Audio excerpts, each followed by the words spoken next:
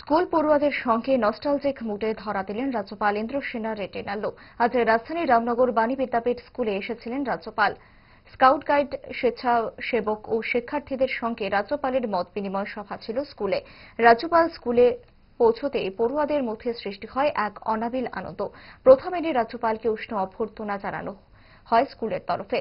প্রথমে সভা মঞ্চে আসন গ্রহণ করে স্কুলের খুঁটিনাটি বিষয় জেনে নেন স্কুল কর্তৃপক্ষের কাছ থেকে।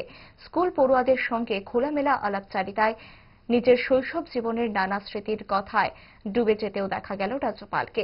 স্কুল পড়ুয়াদের কাছ থেকে জানলেন, শুনলেন ও পরামর্শও দিলেন রাজ্যপাল। স্কুল পড়ুয়াদের সমস্যার কথা শুনে তা সমাধানের জন্য আশ্বাসও দিয়েছেন রাজ্যপাল ইন্দ্রসেনা রেটিনাল্লো। সভায় আলোচনা করতে গিয়ে স্কুল পড়ুয়াদের উদ্দেশ্যে রাজ্যপাল বলেন, कहाँ था कि कहाँ तो भी बाढ़ आया है, अपन जाके काम करते हैं। कुछ प्रोग्राम्स आया है, अपन जाके वॉलेंट्री काम करते हैं। तो वैसे ही वॉलेंट्री काम करने का तो अपन करते हैं, उसी टाइम पे पहले एजुकेट करना ये पहला चीज है।